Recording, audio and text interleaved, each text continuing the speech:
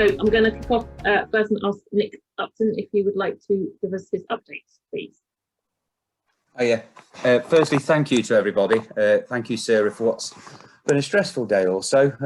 Unfortunately, my stepfather's died very suddenly, so I've got to leave the meeting early tonight because my mum's on her own and she's suffering with everything at the moment. She's still in shock, so it's a little bit last minute. I'm going to be trying to take any questions that I can, and it's just basically tonight to give you an update of what the areas are that we're managing and just to give you an overview. And if there's any questions, by all means, please ask me. My colleague Robin Waddle, he should be here as well tonight, but he's on an annual leave, so hopefully the next time we get together we'll be a little bit more organised. But let's try and fire away and try and share my screen if I can, so bear with me.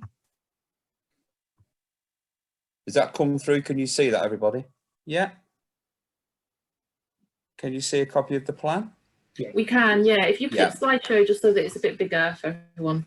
So if I click what, sorry, slideshow, slideshow, yeah. Is that at the bottom? Bear with me. Yeah, bottom right, the one with the stick on the pole. Bit left a bit. That one? The icon, yeah, that one. Yes, yeah. Okay, right, so this is the areas, this is the updated plan, this is what the areas will look like eventually once Greenbelt have taken them all. So this is a plan that's now been updated. Obviously, this is quite a way away before all the areas come over, but I thought I'd just show you this to give you information. I think, John, you may have seen this previously with Robin the other week, didn't you? And I think it's a plan to put something with regards to Google Maps or to tie something in with it eventually. Is that the plan? Absolutely, yes, Nick. So I'm putting together a map that will be a Google Map overlay that will have all of this information for the parts of Northstowe that are going to be operated by Greenbelt and all of the other operators for different pieces like county council, etc., so that you can basically just click on the area on the map that you want to know about, and it'll ping up with who is the person to contact. One thing I mentioned to you the other week, and I don't know if it's something that's worth looking at still, is possibility of probably QR codes. Is that something that you could look at still, do you think? We could think of doing around the development? Oh. Absolutely. We'd be happy to, if you can organise the QR codes, we'd be happy to print and distribute them out. Yeah, I think that's something we're going to have our IT department on. So they're the areas eventually that will be transferred over to us. And these are the two developments or areas that we're maintaining at the moment. We've got the Blair Homes on the left-hand side and we've got Barrett Homes on the right-hand side. Yes, we have received a few queries recently on the Blair Homes development, just purely because residents were questioning about verge strips, etc. But the areas that are shaded green are the areas that we manage and maintain, and this is basically a site plan that will go out to these residents on the Blair Homes development and subsequent areas, David Wilson's, etc., Linden. They will all get a plan to identify the areas that we will maintain on these as they come across. But these are the two areas and developments that we've got at the moment, and subsequently these are the areas we manage and maintaining. No issues as far as I'm aware on the Barrett Homes one, and as I say, we've only had 2 or 3 queries on the Bloor Homes, and that's just been mainly verge strips and a couple of small questions. I know sometimes we highlight everything green, so even if it's tarmac or a path or something that we may have, it will still be highlighted green normally. If it's a road, it may be highlighted in a different colour, but that will be denoted on the plan. Okay. And then that's just a little bit of information that I think we've given you before about Greenbelt. We're now on over 67,000 units with or households with residents, so it's growing all of the time. And bear in mind, we try and take on, we take on average around 400 new households a month. So it's quite a busy time as well at the moment. And again, this is a service that we offer. This is something that we've gone through before in the previous presentations, but it's just for people to see if they've got any questions or queries.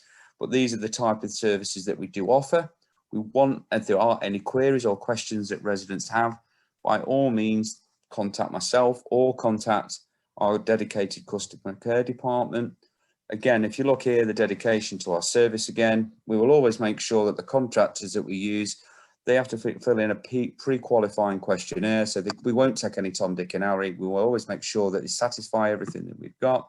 They adhere to a code of conduct. We have regular site supervision. That'll be our guy who'll come out at least once a month, every month, to make sure everything is being managed and maintained correctly.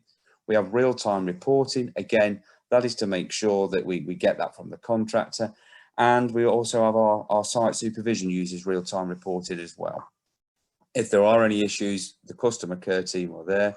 What will happen at the end of the year, you will get a full breakdown of your bill, but also you'll get your written statement of services, which highlights all of the components on each individual phase.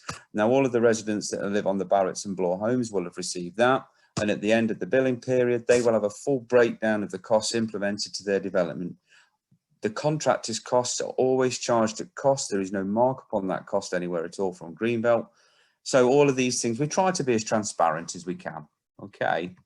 And then lastly, as I say, the annual management charge, well, I know that they vary to each phase, so there's no point in putting that in really, but this has been agreed with the developers at inception. And as I said, there will be an increase tied to inflation rates. So let's say somebody bought the house 2 or 3 years ago, inflation will have been applied to that to where we get now. But there's many flexible payment options. There's direct debit. There's they can pay quarterly. They can pay in one go, whatever. As long as they make an arrangement, then that's fine. If they have any problems, though, if anybody does have any issues when they are subsequently billed, contact the billing department. They'll look to help. And this is basically to give you information of where to contact us. If you have anything, the customer care telephone number there, and there's also the dedicated customer care email address. Okay.